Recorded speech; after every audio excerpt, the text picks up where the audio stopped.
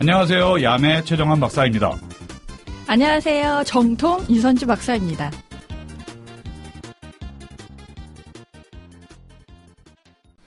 자, 파트 4 HRD Futures of HRD. 예, 이게 앞으로 이제 HRD가 어떤 식으로 갈 것인가. 예, 네. 그거에 대해서, 원래는 그냥 4차 산업으로 그냥 퉁치려고 그랬어요. 4차 산업으로 그냥 퉁치고, 뭐, 별 얘기 안 하려고 그랬는데, 이선주 박사님이, 너무 날로 먹는다.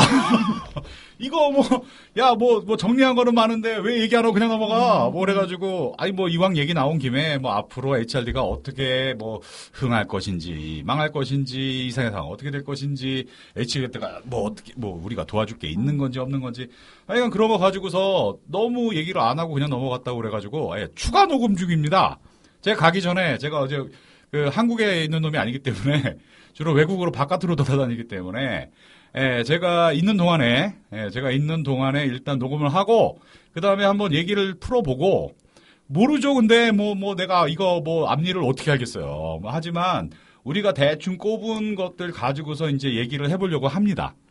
네, 제가 질문을 드릴게요. 네. Future Trend of HRD 해서 첫 번째는 최근에 우리나라에서 혹은 사회적으로 부각되는 이슈에 대해서 하나씩 질문을 드리고 싶은데요. 네, 첫 번째는 최근에 얘기되는 게 아니라 HRD뿐만 아니라 여러 분야에서 얘기되고 있는 글로벌라이제이션. 네, 그렇죠. 이거 조금 좀 시간이 오래 흐른 듯한 느낌이 들지만 그래도 글로벌라이제이션 때문에 HRD에 미치는 영향 이런 거 한번 논의해 보면 좋을 것 같은데요. 예, 그렇죠. 그 글로벌라이제이션 해가지고 우리가 글로벌 갑시다 이렇게 한 게 90년대 초중반에 김영삼 정권 당시에 해외여행 자유화도 되고 저희 세대 때, 네. 저희 세대 때 이제 90년대 학번들한테 이제 처음으로 문이 열리고 이렇게 되면서 글로벌 코리아 이런 거 굉장히 유명했잖아요. 네. 그리고 나서 이제 쫄딱 망한 거죠. IMF 때문에. 자, 글로벌이라고 하는 게 그래가지고 한국 사람들한테는 어떻게 보면은 좋지 않게도 인식이 되기도 하고, 네. 그 다음에 또 어떤 분들한테는 네오리버럴리즘이네, 해가지고, 신자유주의가 들어와서 나라가 망한다느니, 산업이 다 죽는다느니, 이렇게 얘기가 있었고, 네. 그 다음에 미국이 이렇게 익스펜션 하고 하면서부터 글로벌이 좋고 나쁘고 그런 얘기 굉장히 많잖아요. 그런 얘기가 굉장히 많은데 진짜 글로벌 한 것인가? 라고 하는 고민을 좀 해봤어요. 네. 해보면 이 글로벌라이제이션을 하는데 이게 글로벌라이제이션이 옵션이냐 아니면은 어쩔 수 없는 선택이냐? 라고 일단 먼저 생각을 해봐야 돼요. 자, 네. 글로벌라이제이션이라는 게 그러면 옵션일까요? 아니면 선택할 수 있는 옵션일까요? 아니면 어쩔 수 없는 것일까요? 지금은 이제 어쩔 수 없는 상황이 아닐까요? 그러니까, 점점 더 지금 작은 중소기업 같은 경우는 이제 3D 업종에는 거의 외국인 분들이 많이 계시고, 네. 대기업도 외국인 근로자들이 많이 있는 것 같은데요. 그렇죠. 그거는 선택의 이 흐름이 아닌 것 같아요. 이미 지난 것 같아요. 그렇죠. 자, 비근한 예로 어제 엊그저께 이제 나온 얘기인데, 트럼프 대통령이 네. 곧 이제 중간 선거도 해야 되고, 선거 벽보라든지, 선거 포스터라든지, 아니면은 선거 깃발이라든지 이런 거를 갖다가 이제 만들어야 될 거 아니에요. 만들어야 되는데, 근데 이 양반 맨날 얘기하는 게, buy American. 네. 하이어 아메리카 이런 거 하잖아요. 미국 제품 사고 미국 사람들 채용해라 이런 얘기 하는데. 네. 근데 이 사람이 얘기하는 거 휘장 플래그 이런 것들 있잖아요. 이거 다 지금 중국에서 열심히 만들고 있어. 아, 그래요? 네. 뭐야 이게? 글로벌라이제이션이네요. 그렇지까. 이게 무슨 선택이 아니라니까. 네. 선택이 아니라 이미 다 글로벌하게 다 이렇게 묶여져 있다. 묶여져 있고, 거기에서 좀 싸움이 있고, 투닥투닥 거리는 게 있긴 한데, 이미 우린 글로벌 세상에 살고 있다. 자, 예를 들어 볼게요. 애플 맥북을 씁니다. 네. 애플 맥북을 쓰고, 그 다음 삼성 안드로이드, 삼성 갤럭시 폰을 씁니다. 네. 자, 거기에서 한국 메이드 인 코리아가 얼마나 있을까요? 애플 경우에는 애플 맥북 중에 삼성 메이드 인 제품이 USA가 들어가니까. 그럼 삼성으로 보죠. 삼성 갤럭시에 네. 삼성 한국 제품이 또 몇 프로나 있을까? 한국 제품이 별로 없겠죠. 그리고 한국에서 만들어진 건 또 얼마나 있을까? 한국에서 만들어진 것도 있긴 있겠지만 거의 인건비 노동력이 비교적 싼 나라에서 다 만들어 오겠죠. 메이드 인 차이나, 메이드 인 베트남, 메이드 인 인도네시아, 뭐 메이드 인 뭐 어디 동구권, 헝가리 뭐 이런 것들이죠. 예. 자, 뒤에 딱 보시면 메이드 인 코리아라고 적혀 있는다 하더라도 껍데기만 그럴 수도 있어요. 근데 속을 까봐. 속을 까가지고 뭐 프로세서나 이런 거는 다 인텔 거 쓰잖아. 그 다음에 또 또 까보면은 뭐 또 어디 슬로베니아에서 만들어진 거 쓰고 있고. 이게 어쩔 수가 없어요. 왜냐하면 이게 글로벌 SCM으로 다 묶였다고요. 네. 이제는 최선의, 그러니까 전 세계 어디서든지 갈 수 있어. 전 세계 어디서든지 가장 좋은 질의 제품을 가장 좋은 가격으로 그 공급만 받을 수 있으면 전 세계 어디라도 가는 거예요. 그렇죠. 그렇잖아요. 네. 이미 우리는 거기 글로벌이라고 하는 것이 옵션이 될 수 없는 세상에 살고 있다니까? 자, 그런데 문제는 뭐냐면 그러면 HRD는 어떨 것인가? 네. HRD도 그럼 글로벌 HRD가 돼야 되는 거 아닌가? 이론상으로는 글로벌라이제이션 돼야 되는데 예. 실제는 안 그런 것 같아요. 아, 근데 이게 한국을 제외하고 한국 상황은 네. 상황은 제가 잘 모르는 상황인데 미국 같은 경우에 어쨌든 글로벌 HRD를 많이들 하려고 하죠. 네. 예, 많이들 하고 그다음에 잘 합니다. 네. 예. 왜냐하면 그러니까 HRD라고 하는 영역이 굉장히 넓어졌어요. 자, 예를 들어 볼게요. 그 GM이나 이런 데에서 GM에서 이제 뭐 그 모든 제품을 갖다가 이제 만들고 하는 것이 미국을 제외한 전 세계예요. 네. 되게 웃기게도 GM의 공장이라고 하는 것들이 막상 미국엔 몇 개 없어요. 디트로이트 있는 거 다 빠졌어요. 다 캐나다나 아니면 멕시코에서 주로 만들어지고 뭐 우리나라로 치면은 GM 코리아가 여기 네. 있죠. 네. 자, 이렇게 되다 보니까 이 사람들이 뭐 가르치고 뭐 HR 인력 운영하고 하는 것들은 굉장히 잘 해요. 잘 하는데 이게 미국 사람 입장에선 잘하는 거지. 그런데 한국 사람 입장에서도 잘하는 것이냐? 네. 자, 좀 생각을 해볼 필요가 있습니다. 네. 자, 그래서 예를 이제 좀 들어볼게요. 지금 뭐 옛날에 이제 GM 대우, 지금은 이제 GM 코리아 가지고서 얘기 되게 많죠. 네.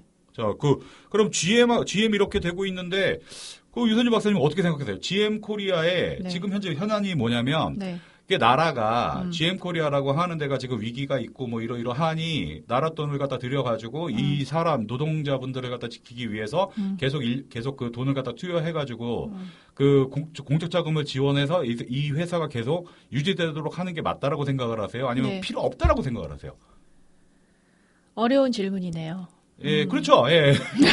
뭐 우리 경제학자도 아니고 그러니까. 뭐 정책학자도 아니고 그렇기는 해. 어려운 질문이네요. 네. 그런데 공적 자금이 들어간 만큼 진짜 오래도록 공적 자금을 투입한다는 그 근거는 지금 현재 우리나라의 노동자들을 그래도 비교적 장기적으로 채용을 하고 일할 자리를 만들어 주는 걸 전제로 지금 이제 돈이 들어갈 텐데 그렇죠. 실상은 안 그럴 수 있다는 가능성이 있잖아요. 먹고 튀는 거지. 왜냐면 그 사람들 입장에서는 눈먼 돈이잖아, 사실. 그럴 수도 있죠. 그렇죠. 예. 뭐 지금 뭐 말도 많고 탈도 네. 많고 뭐 GM 철수설 해가지고 작년이 아니고 꽤 오래전부터 그렇죠. 됐다가 작년에 이제 뭐 GM 철수설 해가지고 뭐 얘기 나오고 그다음에 결국에는 이제 올해 얼마 전에 2018년 얼마 전에 그 군산공장 하나에 폐쇄를 했잖아요. 평생 폐쇄를 하고 그리고 나서 이제 정책 자금 달라. 뭐 한 8천억 되는 거를 갖다가 뭐 달라. 몇 조를 달라. 뭐 몇 조가 얼마가 더 필요하다라고 하는데 뭐 산업은행 뭐 지분은 작아지고 하면서 네. 더 이상 어떻게 뭐 해라 마라 얘기는 할 수 없으니까 그냥 먹고 튈 수도 있다고. 그게 뭐 그 호주 경우도 있었었고. 네. 자, 요런 상황에 우리는 뭐 방법이 없을까요? HRD 입장에서 HR 관점에서 봤을 때 요런 사람들, 그러니까 글로벌라이제이션이라고 하는 것 때문에 벌어진 이런 현상들, 네. 이런 현상들에 대해서 우리 HRD 하는 사람들은 아무 관련이 없을까? 무슨 방법이나 뭐 전략적인 어떤 이런 거 뭐 없을까요? 뭐 좋은 해안이 있나요? 아, 이게 좋은 해안인지 아닌지는 네. 전 모르겠습니다. 제가 어쨌든 제가 자동차 엔지니어로 네. 밥 벌어먹고 살았잖아. 그러니까. 이쪽을 좀 알아. 네. 저 대우 선후배님들 많고 기공학과 선후배님들 많고 이래요. 자, 그런데 이거 제가 생각해 본 거예요. HRD 입장에서 제가 생각해 본 거예요. 네. 자, 그러면 제가 지난번에도 좀 잠깐 말씀드렸는데 경영 쪽에서 우리가 쓸 수 있는 도구, 툴은 딱 두 가지밖에 없다니까. 돈을 매니징 하든지 아니면 사람을 매니징 하든지 둘 중에 하나예요. 그러니까 돈은 뭐 그렇다 쳐. 뭐 네. 8천억이 들건 2조가 들건 뭐 이건 내가 모르겠고 알아서 하시면 될 것 같고 네. 나라에서 잘 정리하시면 되고. 근데 이제 우리는 사람 입장이잖아요. 네. 자, 사람을 갖다가 어떻게 할 수 있느냐? 요건 내가 이제 생각을 해본 거죠. 자, 글로벌인데. 지금 현재 문제가 되는 게 그 한 몇천 명 되는 그 지금 그 GM의 근로자분들하고 엔지니어분들하고 그분들이 문제인 거 아니야? 그렇죠. 그렇잖아요. 네. 자, 그런데 생각을 해봅시다. 그 사람들을 갖다가 나라에서 이렇게 제안을 하는 거예요. 자, 여러분, 우리가 여러분들을 갖다가 3년에서 4년 정도, 먹여 살려줄 테니까 일단 나오세요. GM을 나와라. 일단 다 나오세요. 나오시고 싶으신 분들은 다 나오세요. 네. 라고 하면 나오려고 하는 분이 있을까 없을까요? 있기야 있겠지만 그렇게 다수는 아닐 것 같다는 생각이 드네요. 뭐 하다못해 30% 40%라도 뭐 좀 더 되면 50%라도 뺐어. 자, 그러면은 GM이라고 하는 회사가 이 빠진 50% 정도 되는 사람들을 갖다가 채우기 위해서 엄청난 돈을 들여야 되겠죠? 그 다음에 한마디로 얘기를 하면 공장 가동을 못하는 상황이 돼요. 자, 그렇게 되면은 협상이라는 걸 해야 된다고요. 네. 그 나라가 다시 말하면은 나라가 이 인력이라고 하는 사람, 우리 국민이잖아. 네.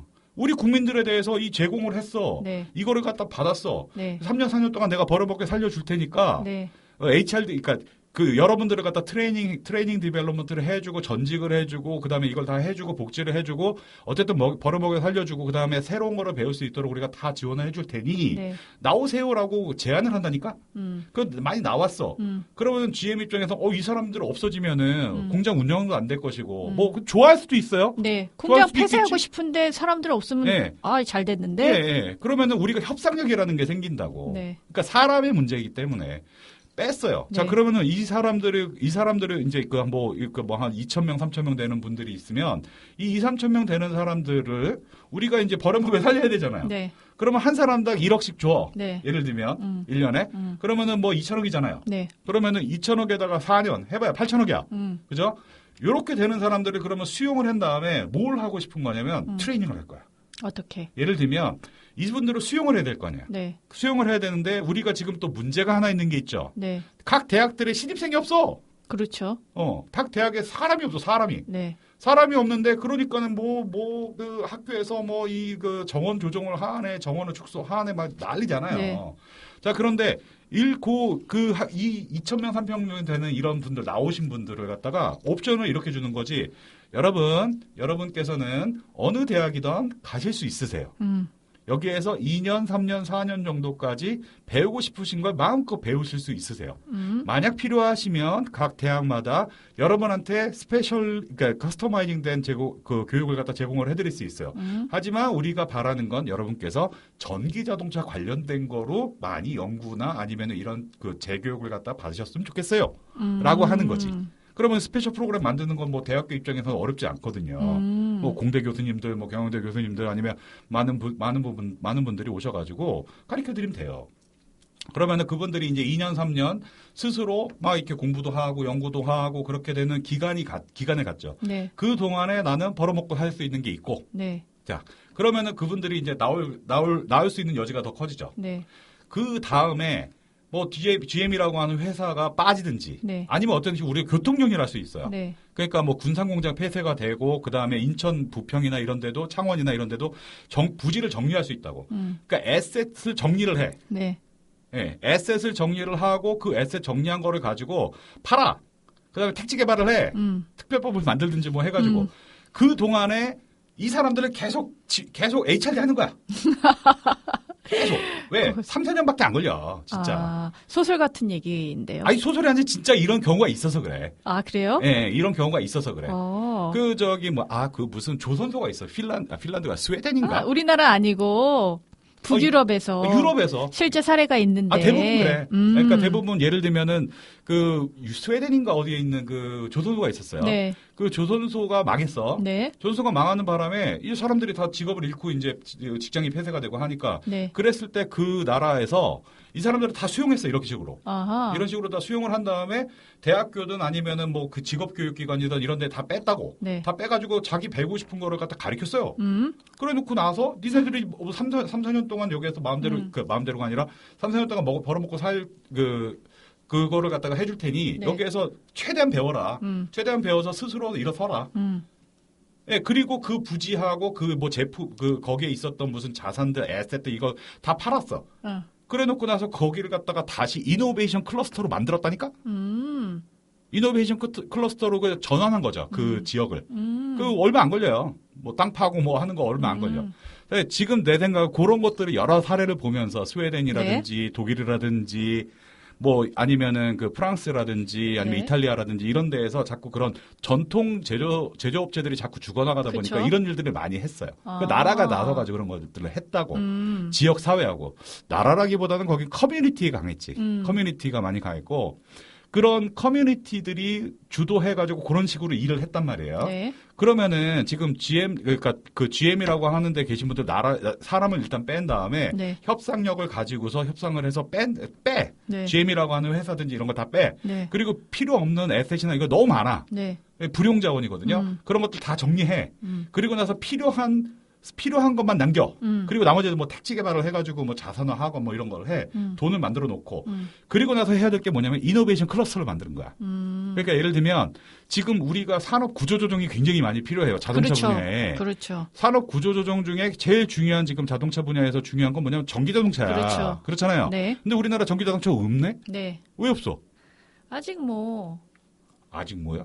인프라도 아직 안 돼 있고 뭐 이런 거 아니에요? 그거 인프라 깔고 하는 거 지금 우리가 얘기한 게 벌써 몇십 년이야. 오래전부터 얘기했지만 안 하잖아. 안 하잖아. 네. 안 하는 거라고. 못 하는 게 아니고 안 하는 거라고. 네. 예. 왜 안 해?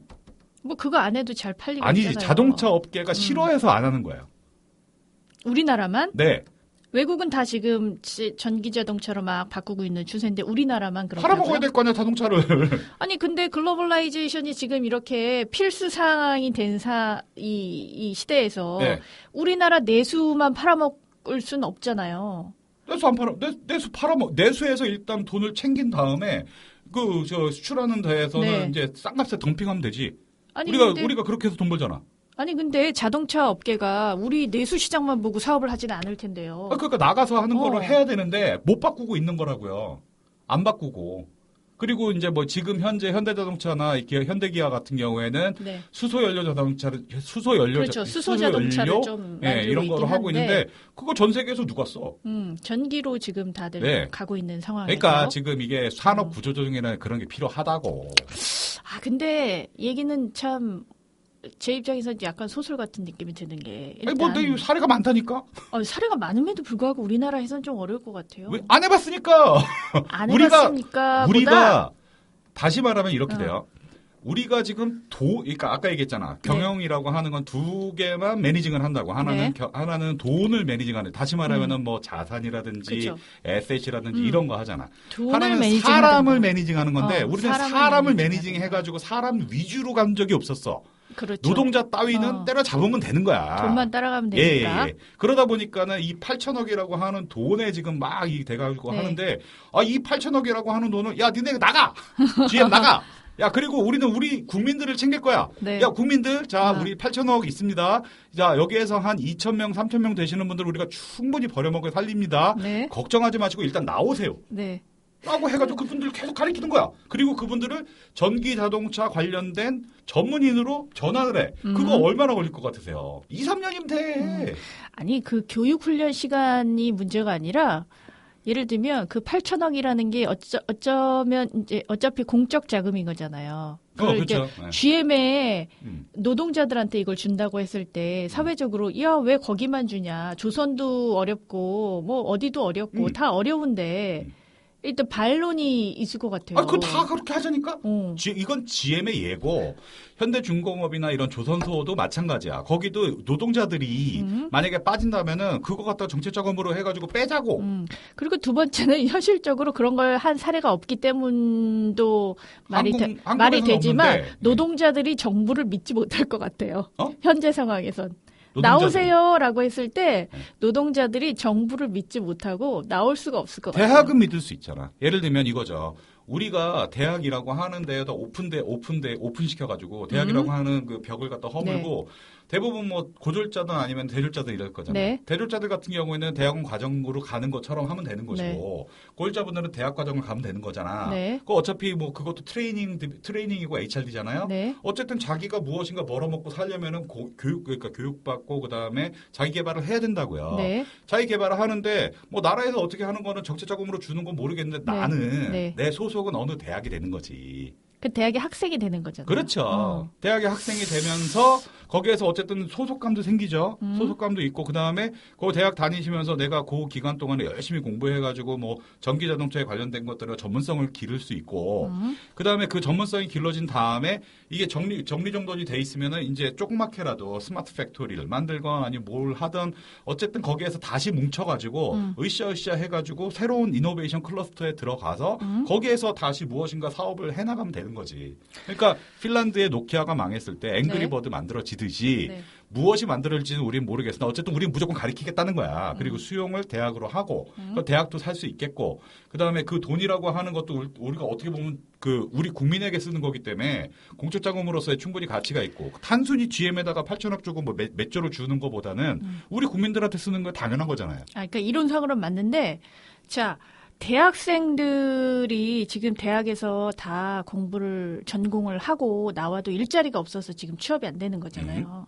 마켓이 없는 거잖아요. 네. 예를 들면 그 많은 사람들이 전기자동차에 대해서 다 학습을 했어요. 네. 3, 4년이 지났는데 마켓이 없으면 네. 똑같잖아요. 만들면 되지. 그걸 나라에서 만든다고요? 나라에서도 만들 수 있고 자기들이 스스로 개척해서 만들 수도 있죠. 왜냐하면 우리나라 자동차 사업, 그러니까 모든 마켓이 만들어진 게 다 나라에서 만들었다고. 아니 그러면 자동차 회사를 만든다고요? 자동차 회사 지들이 만들고 싶으면 만들면 되지. 그게 가능할까요? 가능하지. 뭐가 문제예요. 글쎄 저는 약간 의문이 드네요. 계속 그 얘기를 듣다 보니까 여하튼 뭐 사례가 있다 하니 사례를 소개하는 정도에서 네. 뭐 의미는 있을 것 같습니다. 네, 아니, 근데 제 생각은 그래요. 네. 이건 관점을 좀 바꿔봐야 될 필요성이 있다고. 그러니까 왜 돈 가지고만 얘기를 하시냐고. 오케이. 나는 그런데 관심 없어. 관심이 없는 건 아니지. 나도 관심이 돈 없으면 안 좋아하니까. 되지. 나도 돈 좋아하니까 뭐 네. 돈에 관심이 없는 건 아닌데 돈을 매니징하는 거는 하면 돼요. 네. 그런데 문제는 나라라고 하는 것은 나라의 돈에 관심을 둬야 돼요? 나라의 국민에 관심을 둬야 돼요? 나라의 국민의 관심을 둬야 내 돼. 얘기가 당연히. 그러니까는 지금 그렇게 문제가 되어 있는 뭐 구조조정으로 나와 있고 뭐 이런 사람들에 대해서 뭐라도 해야 된다니까. 우리 국민이잖아. 그렇죠. 우리 노동자고 네. 우리의 가장 중요한 invaluable asset이라고요. 사람이. 오케이. 그런데 이거에 대해서 우리가 투자를 안 하고 있다고. 네. 그러니까 뭐 이 눈에 보여지는 그런 feasible asset은 막 뭐라 하는데 네. 이게 가장 중요하다라고 하는 사람을 가지고서 뭘 해보는 게 없어. 그렇잖아요. 네. 이거에 투자를 하면 안 돼? 그래가지고 싹 빼. 대학교에다 수용해. 오케이. 거기다가 대학교에서 거기서 으쌰으쌰 하다 보면은 그 사람들이 보통 10년, 20년 거기에서 일을 했으면 잘하는 전문가들이에요. 네. 예, 그런 분들하고 대학생들이 같이 일을 할 수도 있어요. 새로운 창업을 할 수도 있겠고, 그 다음에 새로운 산업을 만들 수도 있겠고, 그 다음에 그분들이 원하시거나 하면 그런 분들이 되는 거에 대해서 나라에서 도와주면 돼. 오케이. 뭐가 나올지 어떻게 알아? 알겠습니다. 나올 수 있다라고 저는 충분히 믿습니다. 네. 왜냐하면 GM 대우가 제 선후배님들이 많으셔가지고 네. 이 선후배님들 이 퀄리티가 좋아. 예? 좀 믿어봐. 우리 좀 사람을 못 믿는 경향이 있는데 우리나라 분들은 좀 믿을 수 있어. 믿어봐. 네. 진짜 잘해. 자, 다음으로 넘어가실까요? 예, 그렇게 해서 이제 그 글로벌라이제이션이 네. 돼가지고 문제가 그러니까 글로벌라이제이션의 영향이 한국에서의 영향이 있고요. 네. 그 다음에 또 하나는 우리나라 기업들도 외국으로 나가잖아요. 그렇죠. 많이 외국으로 나가죠. 나가가지고 이제 저기 얼마 전에 뭐 삼성 인도 공장 뭐 네, 엄청나게 네, 네, 만들고 오픈하고. 뭐 LG도 뭐 이렇게 하고 그다음에 뭐 FTA 뭐 하고 뭐 이러면서 많은 회사들이 다 뭐 이 오퍼레이션들을 갖다 외국에서 네. 많이들 하세요. 자, 그랬을 때 그러면 HRD가 역할이 뭐가 있을까라고 생각을 해보면요.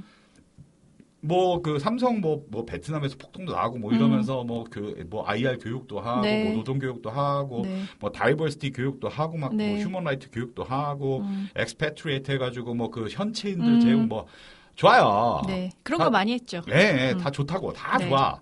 다 좋은데 이 문제는 이거야. 문제는 뭘까요? HRD의 헤드쿼터잖아. 그러니까 우리나라 기업이니까 우리나라가 헤드쿼터잖아요. 그 우리나라 헤드쿼터가 있어. 네. 우리나라 헤드쿼터가 있는데 그러면은 HRD 그러니까 우리 직원들이잖아요. 네. 예를 들면 현지에서 채용한 분들도 우리 직원이에요. 그렇죠. 그 삼성 인디아 직원, 그렇죠. 삼성 베트남 직원, 아니면 LG 뭐 중국 직원 이렇게 되잖아. 자, 그런데 이분들을 코어 되는 사람들을 갖다가 개발을 해줘야 돼요. 네. 그죠? HRD를 네. 해줘야 되잖아. 네. HRD를 해주면은 이 사람들 어떻게 하는 것 같으세요? 자, 두 가지 옵션. 네. HRD의 사람들이 중국에 가가지고 거기에 문화나 이런 거에 맞추어서 HRD를 해준다. 첫 번째. 두 2번 번째. 그 사람들을 한국으로 불러들여. 어. 그래가지고 한국의 헤드쿼터에서 야 우리 식대로 해. 한국식 HRD를 해준다. 네, 두 자, 번째. 네, 자 1번, 2번 두 번째 중에 어떤 게 더 파퓰러한 거예요? 어떤 게 더 대부분 지금 현재 하고 1번, 있는? 2번 둘 다 하는 것 같은데 현지인들은 2번을 더 좋아하는 것 같던데요. 그러니까 이 한국에 와가지고 네. 배워보는 거. 네. 네. 그걸 더 선호하더라고요. 당연하죠. 배워야 되니까. 어. 자, 그런데 그런 분들 왔어. 네. 그런 분들 와가지고 HRD가 뭐 해줘야? HRD가 응. HRD가 프로그램을 만들어서 운영하죠. 네. 일반적인 리더십 교육이나 그렇죠. 뭐 이런 거 우리 하는데. 회사의 소개부터 네네네. 시작해서 네. 가치는 이렇고 역사는 네네네. 이렇고 그렇죠. 오리엔테이션 같은 거 하자. 그렇죠. 네. 그런 거 주로 하죠. 네, 그렇죠. 자, 오리엔테이션 끝났어요. 음. 그러면 이제 대리 정도 되고, 과정정도 되셨어요. 네. 자, 그 다음에 뭐 할까요? 그다음 리더십 교육 좀 하죠. 그게 도움이 되나?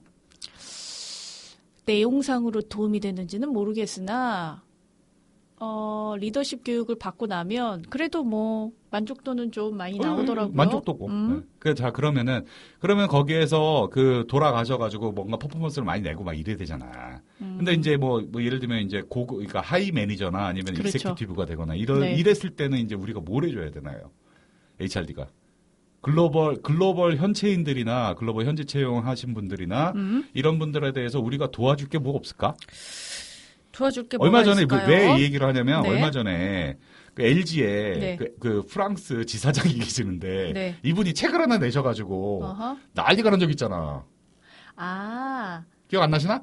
그거 문화 기억났어. 관련된 얘기 아니었어요? 뭐 한국 문화, 기업 문화? 기업 문화 그런 것도 있고. 네네네네. 한마디로 있었죠. 얘기를 하면은 내가 여기서 배울 게 없다. 뭐 이런 데가 다 있냐? 왜냐면 문화를 그러니까 우리나라의 문화를 우리나라 기업 사실, 문화. 네. 기업 문화를 받아들이기가 좀 어렵죠. 우리는 지금 당연히 그냥 그러려니 하는 것들이 그 사람들 입장에서는 이게 뭐야? 라고 생각할 여지들이 많거든요. 왜냐면 우리나라 기업 문화가 불법적인 게 많거든. 그렇죠. 이상하죠. 예. 자, 그러면은 그런 사람들을 위해서 HRD가 뭐 해줄 수 있는 건 없을까요? 예, 자, 왜 얘기를 하냐면, 네. 컬처럴 에듀케이션. 예를 들면은 문화적인 문화 이런 거. 그다음에 네. 다이버시티 에듀케이션, 다이버시티 트레이닝, 네. 컬처럴 트레이닝, 오가니제이션 트레이닝, 리더십 트레이닝. 다 이거 뭐예요? 다 이거 그런 익세큐티브나 리더분들이나 이런 분들한테 도움이 되고자 하는 건데 네. 왜 안 돼? 왜 이 프랑스 지사장님들 아주 학을 띄고 이 그분만 스티커를 그러지 쓰면서 않을 것 같아요. 그분만 그렇지는 않을 것 같아. 자, 그래서 네. 제가 이 얘기를 왜 하냐면 네. 언젠가 재작년인가 누군가 이랬다는 거예요. 그 어느 회장님인지 CEO인지 이런 분들이 네. 이런 분이 HRD를 갖다가 비판을 하시면서 이런 얘기를 했다는 거야. 아니 당신들 HRD의 수준이 네. 우리 회사의 수준인데 당신들 너무 글로벌 센스가 없는 거 아니냐. 그 다음에 또 지금 21세기가 다가오고 있고 그 다음에 이렇게 4차 산업혁명이네 AI 시대네 이러고 있는데 당신들 그런 거 전혀 모르는 거 아니냐라고 이제 챌린징을 하셨다는 거예요. 좋은 지적이시네요. HRD가 그래도 근데 HRD 하시는 분들 답이 이랬다는 거야. 좋은 지적이십니다. 네. 네, 당연히 그래죠. 우리가 네. 우리가 죽일 놈들입니다. 이렇게 했다는 거야. 아니 근데 생각을 해봐. HRD가 그런 거에 무슨 책임이 있어? 곰곰이 생각을 해봐봐. 지금 그 프랑스 지사장님이 아주 학을 띄었던 사람들이 HRD 사람들이야? 아니면 HR 사람들이야? 아니야. 그 프랑스 지사장이 학을 띄었던 건 그 매니저들이야. 그러니까 익세큐티브들, 한국의 리더십들이 아주 넌덜머리가 난 거야. 그렇죠. 다시 말하면 탑 매니지먼트의 수준이 그 회사의 수준이야. HRD는 그거를 갖다가 서포팅을 거니까. 해주고 아니면 그런 것들에 그렇죠. 대해서 문제를 지적을 하고 했는데 네. 아니 지적은 무슨 지적이야? 아니 잘하고 계시는데 저 네. 새끼가 나쁜 새끼예요. 이러고 앉아 있고. 그 다음에 AI 시대가 오고 있고 4차 산업혁명이 오고 있고 근데 그럼 탑 매니지먼트는 뭐 하고 있어? 그리고 현채인들을 갖다가 한국에 데리고 와가지고 네. 이렇게 얘기하고 그러면 안 되는데 탑 매니지먼트가 영어 제대로 하는 사람이 몇 명이나 있어? 아니 21세기 19세기 구닥다리 사이언티픽 매니지먼트 같은 그냥 통제나 하고 앉아 있고 이러고 앉아 있는 게 탑 매니지먼트인데 HRD가 무슨 소용이 있어? 사람들이 네. 이 러닝 시오리로 잠깐 돌아갔을 때 사람들이 러닝, 그러니까 학습이라는 걸 하는 것 중에 가장 심각하게 받아들이는 게 뭐냐면 러닝 바이 브레인이 아니에요. 네. 러닝 바이 옵저베이션 해가지고 소셜 러닝 하잖아. 그렇죠. 다시 말하면 사람들은 배우는 게 이그젠플로 배운다니까. 그렇죠. 저 높은 사람이 하고 있는 게 어떤 식으로 하고 있나 본다고.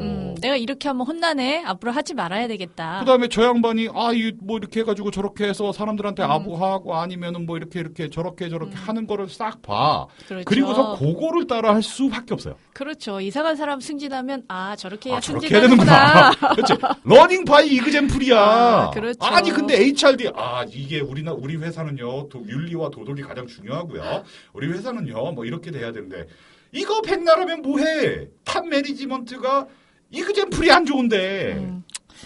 뭐 어쩔 수 없네요. 자 다시 네. 제가 정리를 좀 해보자면 네.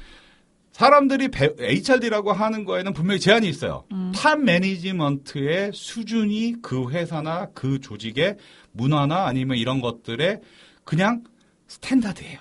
자, 그거를 우리가 HRD라고 하는 게 좋은 이그젠플을 주시면 우리가 잘할 수 있어.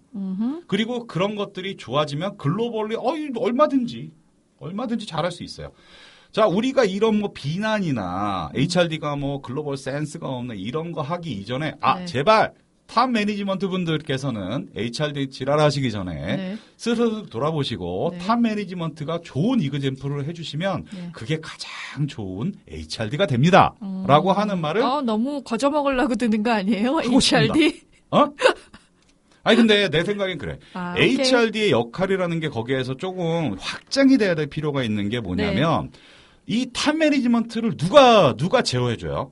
까놓고 얘기하면 없잖아요. 사실 제어를 못하죠. 자, 그런데 HRD라고 하는 사람들이 그분들이 우리 회사의 미션은 이렇고 우리 회사의 밸류는 이렇고 이러한데 탑 매니지먼트께서 이렇게 하시면 안 됩니다라고 하는 사관원, 그러니까 사관 아니면은 사헌부 아니면 이런 사람들처럼 약간 독립적으로 뭔가 그러니까 목숨 걸고 이렇게 제언을 해줄 수 있는 그런 사헌부 내지는 사관원 이런 사관들의 역할을 좀 해줘야 될 필요가 있지 않느냐는 거예요, 나는.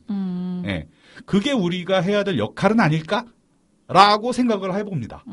예, 이 글로벌 시대에, 네. 글로벌 시대에 대부분 그렇게도 한다니까. 왜냐하면 이 미국 사례인데, 미국이나 아니면 다른 나라 사례들인데, HRD라고 하긴 그럴 거니까 치프 밸류 오피서라고 하는 분들이 계세요. 치프 밸류 오피서. 네. 요게 어디에 사례가 있냐면, 존슨앤존슨이라고.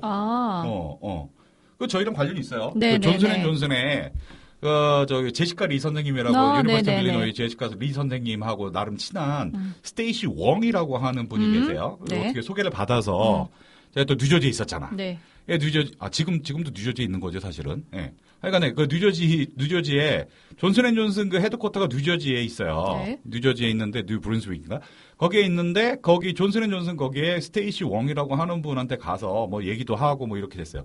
이 스테이시 웡이 하는 게 뭐냐면 치프 밸류 오피서의 역할을 해요. 그분 HRD야. 그분 HRD인데 왜 그게 중요하냐면 존슨앤존슨이라고 하는 회사가 벌써 120년 그렇죠. 가까이 되고 오래됐죠. 이게 아주 좋은 회사로 네. 유명하잖아요.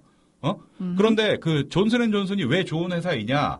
존슨앤존슨이 돈만 바라보고 하는 회사는 아닌 아니죠. 거예요. 야, 그러면은 존슨앤존슨이 그러면은 왜 좋은 기업이냐라고 하냐면은 요게 이제 CSR하고도 걸려요. 그렇죠. Corporate Social Responsibility하고도 걸려요. 네. Ethics하고 네, Corporate 네, Social 네. Responsibility하고 걸려요. 뭐냐면 존슨앤존슨은 자기네들의 밸류가 있어. 자기네들의 가치가 있어요. 이거 목숨 걸고 비즈니스가 안 돼도 좋은데 이건 지켜야 이것만큼은 된다. 지킨다라고 네. 하는 것이 있어요. 그게 존슨앤존슨은 크레도예요. 크레도. 이거는 우리는 존슨앤존슨의 가치예요. 가치. 이거를 지키기 위해서는 뭐 돈을 좀 잃어도 네. 아니면 뭐 사업적으로 좀 문제가 있어도 그다음에 뭐 우리가 뭐 어떤 판단을 내릴 때 네. 아니면 스탠다드를 정할 때 아니면 뭐 어떤 사람을 채용하거나 아니면 퇴직시키거나 할 때 이런 것들이 기본적인 스탠다드로 되거든요. 근데 그 역할을 하는 게 그 스테이시 웡이에요. 그러니까 이 사람이 굉장히 어떤 큰 레퍼런스가 돼요. 어떤 결정을 내릴 때. 이런 일들을 한다니까. 네. 그러니까 HRD가 그냥 허투루 있는 게 아니라고요. 그렇죠. 우리가 HRD 이론 얘기할 때 기저에 윤리가 있다라고 그러니까 얘기를 내가 얘기했잖아. 했었잖아요. 제가 미국에서 공부를 할 때도 사실 HRD에서 CSR을 굉장히 강조해서 수업 시간에 약간 이런 내용도 다루네라고 놀랐던 게 이제 생각이 나는데요. 우리나라는 지금 뭐 기업들 하면 대기업들 특히 잘못된 관행이나 불법적인 행위 요즘 맨날 TV에 나오죠. 갑질 때문에. 네네. 그러니까 그걸 관리를 하고 그거에 대해서 잘못했다라고 얘기를 해야 되는 사람이 누구일 것이냐. 제 생각에는 HRD 쪽 사람들이에요. 왜냐하면 우리가 맨날 그거를 가지고서 교육 훈련도 하고 사람 얘기도 하고 오가니션 디벨롭먼트도 하고 컬처럴 트레이닝도 하고 다이버시티 트레이닝도 하고 리더십 트레이닝도 하고 그 사람들인데 이게 잘못됐으면 네. 아래 사람들한테 뭐라고 하는 건 당연한 것이고 네. 우리가 교육을 하니까 윗사람들도 마찬가지라니까. 그렇죠. 그래서 CSR이 중요하죠. 그러니까 그런데 그게 잘못됐다라고 얘기를 우리는 왜 못하냐고. HRD가 해야 된다고요. 네. 그 역할을 해야 될 게 바로 HRD 쪽이야. 특히나 HRM은 또 약간 달라. HRD 쪽 사람들은 어쨌든 우리가 가리키는 입장이라니까. 네. 우리가 그걸 지켜내지 못하면 네. 우리가 가리킬 근거가 없어. 진짜로. 아니 맨날 그 성희롱 예방 교육이나 아니면 돈 어디서 받지 말라고 이런 온라인 교육 엄청 시키고 또 우리도 하긴 하는데 네. 그 필수 교육이라 하긴 하잖아요. 그렇죠. 근데 백날 해봐야 어느 순간 9시 뉴스에 우리 회사 저기 사장님이 나오셔가지고 오너가 저기 나와버려요. 그러면 참 난 뭐 한 거야? 난 지금까지 그렇죠. HRD 난 뭐 한 거야? 뭐. 그럴 때 참 당황스럽죠. 자, 그랬을 때 HRD에 있는 사람들이 얘기를 해야 된다고. 어떻게? 어? 이러시면 아니 되옵니다. 사장님이 이러시면 안 되지. 그럼 사장님이 나한테 시킨 게 뭔데? 나한테 그런 식으로 왜 시켜? 내가 지금까지 그럼 거짓말한 거가 되잖아요. 그렇죠. 거짓말한 게 되죠. 그거 가지고서 얘기를 해야지. 그 HRD 사람들이 똑부러지게 얘기를 해야 돼. 사장님 잘못하고 계시는데요? 이러시면 안 되죠. 아시겠죠. 아는데도 불구하고 그렇게 하시는 거 아닐까요? 그러니까 스트래티지 파트너로서의 역할이 중요해지고 네. 이러려면 싸워야 된다고. 그거에 대해 잘못됐다라고 얘기를 해야 된다고. 봉급쟁이 이전에 우리 HRD 프로페셔널이 돼야 된다고. 예. 자, CSR의 다른 예가 또 있을까요? 예, 뭐 HRD 그 존슨앤존슨 얘기를 좀 잠깐 했었고요. 네. 이게 그러면 우리나라에는 그런 것이 없느냐? 우리나라에도 있나요? 있죠. 이게 아주 재밌는 사례들이 한 두어 가지가 있습니다. 네. 자, 예를 들면은 우리나라 CSR의 LG 아시죠? LG. 네, LG 알죠. LG 가전 또 좋잖아요. 좋죠. 네, LG 가전 좋은데 되게 재밌는 사실이 있었어요. 작년인가 올해인가. 그 LG의 그 우리나라 참 저기 소방관들 계시죠? 소방관. 소방관들이 있는데 소방관 분들이 이 아주 두꺼운 방화복을 입고 작업을 하셔야 되잖아요. 그렇죠. 그죠? 네. 근데 방화복을 갖다 계속 쓰시다 보면은 어쨌든 세탁이라는 걸 해야 되잖아요. 세탁이 되게 어렵다고 그러시더라고요. 세탁이 거의 불가능해요. 일반 네. 세탁기로도 안 되고 손빨래는 말도 안 되고. 네. 그러다 보니까 이게 그 방호복 맨날 냄새 나고 지저분하고 막 이렇단 말이에요. 그런 얘기를 듣고 LG에서 이 소방관 분들을 위해 가지고 소방관 방화복 전용 세탁기를 개발하셔가지고 기증을 하고 계세요. 예. 수요가 얼마 안 됨에도 불구하고. 수요는 무슨 수요야? 이거는 그냥 돈 갖다 베리는 거죠. 가치를 위해서. 그렇죠.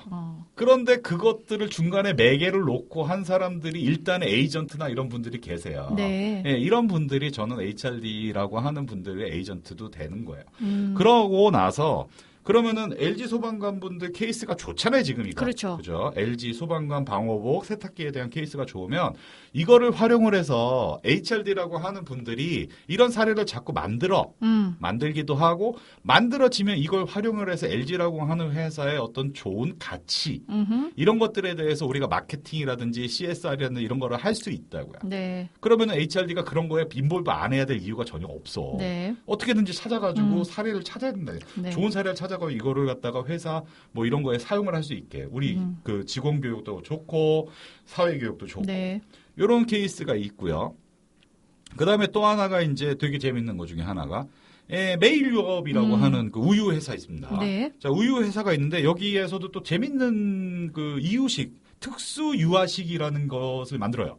특수 유화를 위한 어떤 분유를 만드는데 당연히 돈이 안 돼요. 그렇죠. 안 되겠죠. 그런데 이게 뭐 10,000명 중에 한 명이든지 1,000명 중에 한 명이든지 이 태어나는 신생아 중에 우유를 소화를 못 시키는 그런 신생아들이 있어요. 네, 그렇다면서요. 그런데 이런 유아나 아니면 이런 신생아들한테 어쨌든 먹여도 살려야 될 거 아니야. 살려야 될 거 아니야. 그런데 이거를 만드는 회사가 거의 없어요. 네. 그런데 이상하게 메일 유업이라고 하는 회사는 이거를 만들어. 그거 돈 무지하게 많이 적자가 나요. 그럼에도 불구하고 만들어내잖아요. 반면 이 남양유업이라고 하는 회사는 그런 거 절대 안 만들어. 아, 뉴스에서 아주 많이 되나? 들었던 것 같은데. 네. 어, 자, 남양유업이라고 하는 회사가 굉장히 좋은 회사, 그러니까 굉장히 돈을 많이 버는 회사일 수도 있어요. 네. 근데 메일유업이라고 하는 회사가 굉장히 돈을 많이 못 버는 회사일 수도 있어요. 네. 그런데 사회적인 가치로 봤을 때, 자, 뭐 사회적인 가치는 둘째치고, 자, 유선주 박사님이 HRD 담당이야. 네. 자, 메일유업에서 일을 하고 싶으세요? 남양유업에서 일을 하고 싶으세요? 아, 당연히 선택권이 있다면 메일 유업에서 일하고 싶죠. 자, 메일유업은 그냥 유선주 박사님이라고 하는 아주 좋은 탤런트를 갖다 날로 먹는 거야. 이게 된다니까. 그죠? 요것도 그리고 CSR 중에 이 한국 사례도 있지만은 제가 저번에 말씀드렸었던 그 미국의 시애틀의 그래비티 페이먼트라고 하는 회사 얘기 있었잖아요. 이건 CSR이라고 하긴 조금 애매해요. 그러니까 나 이거 뭐 CSR을 위해서 도덕적으로 뭐 이건 아닌데 그냥 프랙티스예요. 네. 매니지먼트 프랙티스인데 모든 종업원한테 미니멈 7만 불을 준다라고 네. 하는 거를 가지고 이제 힘들게 해나가고 있잖아요. 네. 자, 그러니까는 저 바보 같은 뭐 이렇게 했는데 어떻게 됐어 지금? 매출이 막 급상승하고 있죠. 왜 매출이 급상승을 했느냐? 사람이 붙어서 그래. 사람이 좋은 그렇죠. 사람들이 온단 말이야. 이왕이면 어차피 똑같은 일을 할 거면 좋은 회사에 가서 일하고 똑같은 싶으니까. 일이 아니라 가치가 있잖아요. 그러니까는 내가 아니 그 근로자들이 하는 일이 그렇지. 똑같다면 일은 비슷하게 하는 거지. 근데 월급은 오히려 많이 줄일 수도 있어요. 뭐 예를 줌에도 들면은 불구하고. 네, 예를 들면 마이크로소프트에서 뭐 한 30만 불 받던 엔지니어가 네. 야, 그래비티 페이먼트에 나 좀 꼭 좀 여기에서 일을 하게 해주세요라고 하고 야, 우리 돈 없는데 야, 30만 불씩 우리 못 주는데 어떡하냐. 그러니까 괜찮아. 야, 나 저 10만 불만 주면 나 무조건 일할 거야. 내가 뭐 그 돈 없다고 해서 뭐 10만 불, 뭐 30만 불 받고 10만 불 받는다고 해서 내가 굶어 죽는 것도 아니고 나 이 회사의 가치를 위해서 이 한번 불살라 볼래? 네. 자, 그렇게 해서 왔단 말이에요. 네. 그러면 그 30만 불짜리 MS 엔지니어가 네트워크도 있고 뭐 다 휴먼 그렇죠. 캐피탈이니까. 다 가는 거죠. 휴먼 캐피탈이니까 자기 주변에 있는 사람들 다 끌어온단 네. 말이에요. 다 끌어오고 자기 비즈니스 하던 거 뭐 이런 것들 다 끌어와가지고 야, 나 이번에 회사가 그래비티 페이먼트라고 회사를 옮기면서 이렇게 하고 있는데 이 회사가 이러이러한 일을 한다. 나 여기 너무 자랑스러워. 나 여기에 대해서 너희들과 같이 이런 가치를 공유를 만들어 보고 싶어. 네. 라고 이제 하는 거예요. 그러니까요. 회사가 성장을 하네. 자랑스러워. 나 그러니까. 이런 회사에 다니는 게 자랑스러워라고 얘기 좀 한번 해봤으면 좋겠네요. 그러니까 그렇게 해서 자랑스러워지고 그런 것들이 자연스럽게 문화화되는 거예요. 그렇죠. 그 문화화시키고 오가나이징하고 인스티튜셔널라이징하고 하는 것들은 가장 중요하게 어쨌든 간에 HRD 분들이 좀 하셔야 돼. 우리나라는 그동안 CSR에 대해서 좀 뭐라 그러지? 관심이 없었고 이제 점차 이제 우리 시민들의 의식이 높아지면서 갑질에도 이제 참지 않고 이제 일어나는 거 보면 CSR이 점점 더 강화가 될 필요가 있겠죠. 그리고 이건 제 생각인데 이게 네. 매니지먼트 쪽에서도 이게 이슈라서 CSR이라는 거를 갖다가 옛날에는 그냥 인터벤션 중에 하나라고 생각을 했어요, 우리가. 그러니까 어떤 그렇죠. 프로그램 중에 하나다. 프로그램 그냥 티나는 거. 네. 마케팅 프로그램 같은 그렇죠. 거야. 마케팅을 예. 위해서 사실은 조금 마케팅 프로그램처럼 생각을 했는데 이게 그게 아닌 거야. 이제 달라지고 있죠. 그러니까 한마디로 얘기해서 밑단에서 그러니까 이 밑단에서 근본적인 어떤 밸류인 거죠. 근본적인 가치야. 네. 이 기업의 가치 아니면은 이 종업원들을 동기부여를 하고 종업원들의 어떤 미션을 갖다 얼라이먼트를 해주고 그다음에 종업원들의 어떤 그 액티비티나 이런 것들을 갖다가 우리가 추구하고 있는 가치에 몰입을 할 수 있도록 그렇죠. 하는 그런 HRD 인터벤션이라 HRD 컬처야. 그러니까 이거를 해야 될 게 사실은 HRD 역할이라니까요. 네. 예. 요런 것들을 우리가 깊이 생각을 하고 이거 해야 돼요. 네. 이쪽 방향이야. 자, 그 다음에 이제 다음 이슈로 넘어가 보자면 테크놀로지나 우리 그 인구 변화 뭐 이런 것도 최근에 많이 얘기가 되고 있잖아요. 그렇죠. 테크놀로지 체인지에 따른 HRD의 영향이나 아니면 데모그래픽의 변화에 따른 HRD의 영향. 여기에 대해서 한번 얘기를 하면 어떨까요? 일단 그러면은 그 네. 데모그래픽부터 잠깐 네. 걸치고 넘어갈까요? 그러시죠. 요 데모그래픽이라고 하는 거는 다시 말하면은 인구 통계학적 변화, 네. 요런 건데 뭐 미국이나 아니면 유럽이나 이런 데에서는 제일 문제가 됐던 게 좋은 사람들, 다시 말하면 베이비 부모들이 퇴직을 해요. 네. 많은 베이비 부모들이 퇴직을 하면서 이게 사람이 없어. 이걸 빨리 젊은 사람들이 이걸 테이크오버 해가지고 그만큼의 퍼포먼스를 내주고 해야 되는데 이게 사람이 없어요. 네. 사람이 없어가지고 이제 하이 포텐셜 프로그램이네, 뭐 패스트 트랙이네 해가지고 막 갖다 붙이고 막 이랬다고요. 네. 그거는 이제 걔네 나라 입장인 거고. 네. 우리나라는 약간 상황이 다른 것 같은데요. 우리나라 상황은 좀 이제 복잡한 네. 것 같아요. 예, 복잡한 것 같은데. 자, 그럼 제가 잠깐 뭐 여쭤볼게요. 네. 우리나라 퇴직 연령이 보통 어떻게 되세요? 우리나라 퇴직 연령은 보통 예. 45세에서 55세면 거의 나가시지 않을까요? 55세까지 계시기도 어려울 것 같은데요. 네. 현재 입장에서는 그렇죠. 공무원이나 아주 특수 직종 빼고는 그렇죠. 45세에서 네. 55세 요 사이고. 자, 그러면 우리가 기본적으로 먹고는 살아야 되니까. 그렇죠. 자, 먹고는 사는데 우리나라가 어쨌든 국민연금을 받으면은 먹고는 사나요? 국민연금을 받으면은 먹고 살다고 얘기할 만큼 많이 주는 것 같지는 않는데, 그리고 또 국민연금이 퇴직한 이후에 바로 나오는 게 아니잖아요. 그러니까 그러니까 퇴직과 연금을 받기 시작한 나이 그 차이가 그 안에 아마 굶어 죽을 것 같아요. 내 얘기가. 그러니까 퇴직하는 연령이 있고, 그 다음에 기본적으로 사회로부터, 그러니까 국가나 이런 사회로부터 우리가 혜택을 받는 나이는 지금 현재 대부분 65세부터일 거예요. 네. 65세야. 자, 한번 예를 들어 볼게요.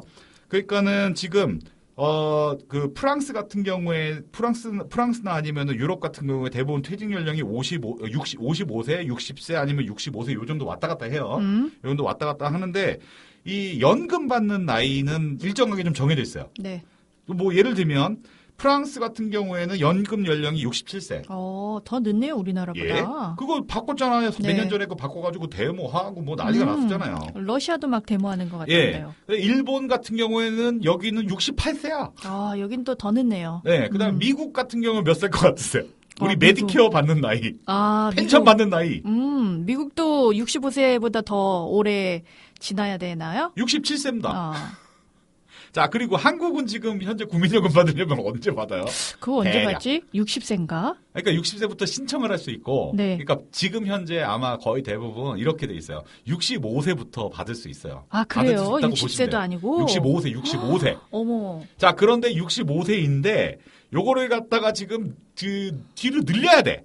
그렇죠. 예, 뒤로 한 67세, 우리 OECD 선진국입니다라고 하면서 그러니까 프랑스, 일본처럼 67세, 68세. 내가 봐서는 우리나라 같은 경우에는 지금 현재 속도라면은 70세도 얘기가 나올 거야. 왜냐하면 세상에. 우리나라의 고령화 속도가 일본보다 빨라요. 그렇죠. 빠르죠. 그렇기 때문에 우리가 국민연금 소갈되는 게 훨씬 빠르기 때문에 빠를 수밖에 야, 없죠. 우리 돈 없어라고 해가지고 아마도 2030년에는 뭐 67세라고 얘기를 할 것이고 그 이후에는 급속하게 70세까지도 금방 올라갈 수 있어. 못 받겠는데요, 잘못하면. 그렇지. 우리 그 전에 내가 아마 네. 죽을 거야. 어떡하죠? 네. 그런데 그러면은 생각을 해봐봐요. 내가 퇴직을 55세에 해요. 네. 운이 좋아서 운이 좋아서 난 퇴직을 55세에 해요. 아니면 더 운이 좋아서 난 65세에 퇴직을 하네. 네. 뭐 하여간 그렇다 치고 그렇게 해가지고 내가 펜션 그러니까 기본적으로 굶어 죽지 않을 정도로 이런 이득을 받을 때까지 그 기간 동안에 뭐 해먹고 버텨야 돼요. 그래서 우리나라는 지금 다 자영업 하는 거지 뭐 치킨 그쵸. 튀기고 뭐 이러고 있는데 그럼 자영업 하면은 살아? 못 살죠. 그러니까 다 죽어 나가고 있잖아요. 못 산다고 지금 다 아우성들이죠. 네. 자, 그러면은 그러니까 예를 들어 그 4호정 4호정 그다음에 5,6도 뭐 이런 얘기 있듯이 뭐 45세, 50세 되는 사람들이 그냥 퇴직을 시켜버리고 한마디로 얘기하면 대책 없이 잘라버리는 거잖아요. 네. 뭐 기업이 프라이빗 쪽에서는 그럴 수 있어요. 네. 프라이빗 쪽에선 그럴 수 있는데 나라나 사회나 커뮤니티 공동체 입장에서는 사람을 죽일 수가 있을까? 다 받아줘야 되는데. 그러니까. 자, 그럼 받아주면은 그러면은 제일 좋은 방식이 뭐겠어요? 벌어먹고 살 수 있게 해야 될 거 아니야. 그렇죠. 고기를 줄 게 아니라 고기 잡는 방법을 갖다가 그 가리켜 줘라 뭐 이렇게 하는데 고기 잡는 방법을 알았어. 고기 잡는 방법을 아는데 고기가 없어. 고기가. 어떻게 해요 그러면? 어떻게? 어디로 가야 돼요? 싸워야지. 싸워야 돼요. 싸워야 고기 좀, 돼요. 야, 너네 큰 원양어선들, 야, 고기 좀 남겨놓고 잡아. 싸워야 돼요. 내가 고기 잡는 법도 알아야 되지만 고기를 갖다가 확보할 수 있는 거를 싸워서 쟁취해야 돼. 아이고야. 싸워야 돼. HRD가 그렇게 호락호락한 게 아니야. 싸워야 돼. 싸우는 법을 가르쳐야 돼. 짱돌 던지는 걸 가르칠까? 뭐 이럴 순 없고. 하여간에 그게 자기의 목소리를 내는 것이 굉장히 중요해져요. 이거를 우리 배웠잖아. 네. HRD의 가장 중요한 것 중에 하나가 애드보케이션이 있어요. 애드보케이트 프로그램이 있어. 근데 애드보케이트 프로그램 우리 들어봤죠? 네. 근데 애드보케이트 프로그램 해본 적 있어요? 아니요. 그지? 네. 난 해봤다. 여러 번 해봤다. 그게 결과가 좋았어요? 난 좋았지. 왜냐면은 그때 그 유시 스마일스 같은 거 할 때 네. 내가 뭐 돈이 있어 뭐가 있어 아무것도 네. 없잖아요. 네. 아무것도 없는데 그냥 시청에 가. 그 우리나라가 아니라 그런 거 아니에요? 어바나 샴페인에 가. 어바나 그러니까 샴페인 시청 미국에선 가능하나 그 응. 우리나라에서도 가능할까요? 안 가능할까? 글쎄요. 아 이게 민주시민 교육이야. 이거 해야 돼요. 네. 그러니까 그런 목소리를 체계적으로 낼 수 있도록 뭐 국회의원한테 가가지고 어떤 식으로 해야 될지 아니면 내가 무슨 그런 억울한 일을 당했을 때 뭐 어디 가서 뭘 해야 될지 그다음에 뭐 하다못해 법적인 도움을 받을 때도 마찬가지. 변호사한테 가기 이전에 뭘 알아야 변호사한테 가지. 그다음에 또 내가 뭐 어디가 아프고 뭐 이렇게 그런 거를 할 때 어떻게 하고 이런 것들에 대한 교육 훈련들이 거의 없어요. 그러니까 내 목소리를 낼 수 있는 교육이라는 게 거의 없어요. 민주시민 교육이라고 해야 되나? 그렇죠. 아니면은 특히, 이런 건데 애드보케이트 프로그램 우리가 배웠음에도 불구하고 써먹지 못하고 있잖아. 그렇죠. 이게 공공 필요하다. 영역에서 이런 게 좀 강화될 필요가 있는 거죠. 그렇죠. 그것도 해야 될 곳이 누구냐? 내가 봐서는 HRD야. 그거 누가 해주겠어? 선생님이 해주겠어요? K-12 선생님이나 초중고등학교 선생님이 하겠어요? 대학 교수님들이 하겠어요? 네. 아니야. 그게 네. 아니고 실질적으로 이런 분들한테 애드보케이트 프로그램이라고 하는 거를 해줄 수 있는 건 HRD 전문가들이에요. 근데 우리가 그런 사람도 없거니와 해주고 싶어도 그런 거를 하라고 하도 안 하고. 네. 근데 미국이나 다른 선진국에서 그런 거 굉장히 많이 하잖아. 네, 많이 하고 그거 있죠. 필요하고. 우리는 왜 하면 안 돼? 할 수 있다고. 해야 된다고. 고기를 남겨달라고. 오케이. 다 잡아가지 말고 네. 고기 잡는 법도 배우고 고기를 갖다가 잡으려고 보면 고기가 없어. 네. 야, 니네 고기 다 잡아가지 마. 이 중국 어선들아. 뭐 이렇게 해야 될 거 아니야. 네. 우리 목소리를 갖다가 반영을 하는 교육이 필요하죠. 교육 훈련이 필요하지. 인구 변화에 따라서 공공 영역에서의 HRD 역할 또 한번 고민해 볼 필요가 있다라는 얘기로 정리를 한번 하고요. 테크놀로지 체인지에 대한 또 얘기를 나눠보실까요? 아, 테크놀로지는 참 이 말 많습니다. 테크놀로지 체인지. 이건 또 유선주 박사님 또 전문 아니야? 정통 아니야?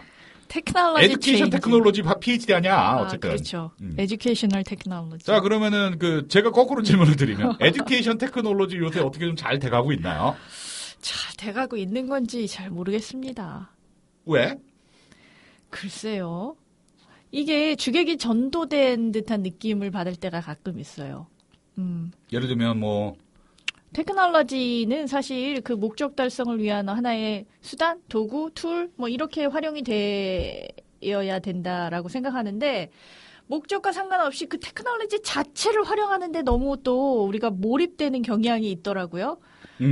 그게 참 어떻게 해야 될까라는 고민이 되는데 이게 정책상으로 특히 우리나라는 나라가 작아서 그런지 모르겠지만 스마트 러닝 합시다 그러면 너도 나도 다 스마트 러닝을 위한 기기 사용법에 또 몰입이 막 되고요. 뭐 도구. 이게 항상 문제예요. 늘 새로운 테크놀로지가 나올 때마다 이게 도구로서를 바라보는 관점이 아니라 그 자체를 활용하는데 너무 막 다들 정신을 집중하셔서 그러니까 뭐 how to에 대한 것들은 굉장히 관심이 있으신데 그렇죠. why 내지는 what 뭐 이런 거에 대한 것들이 없다. 그렇죠. 적다. 네. 그런 고민이 너무 없다. 그렇죠. 그건 또 얘기를 하도록 네. 하고요. 그다음에 그 에듀케이션 테크놀로지 최근에 뭐 그러니까 쌈박하게 뭐 나오는 거 뭐 없습니까? 최근에 쌈박하게 기준이 뭔지 모르겠지만 뭐 기업에서도 VR 뭐 AR 요 정도는 막 다 얘기하고 있잖아요. VR을 이용한 에듀케이션 그렇죠. 테크놀로지. 그리고 최근에 뭐 AI를 활용한 뭘 하자 네. 이론상으로는 많이 나오는데 사실 AI를 활용해서 이걸 어떻게 하자는 거지라고 실상 제가 직접 눈으로 본 게 별로 없어서 이 부분도 약간 궁금해요. 이게 테크놀로지 변화와 HRD. 한마디로 얘기를 하면은 그러면은 에듀케이션 테크놀로지 쪽에서는 최근에 이거 뭐 이것도 아닌 것 같고 저것도 아닌 것 같고 탁 부러지게 이렇게 이렇게 보여지는 뭐 이런 거 잘 모르겠다. 여러 가지를 노력은 많이 하는데. 네. 제 개인적인 사견입니다. 오케이. 그렇죠. 네. 저도 거기에 대체로 동의합니다. 네. 자, 저 다음으로 넘어가기 전에 우리 계속 그 테크놀로지 얘기하기 전에 잠깐 끊어서 가시죠. 네. 네, 잠깐 끊고 그다음에 우리 또 계속 얘기를 좀 잠깐 더 하죠. 네. 자, 잠깐 끄고 하겠습니다.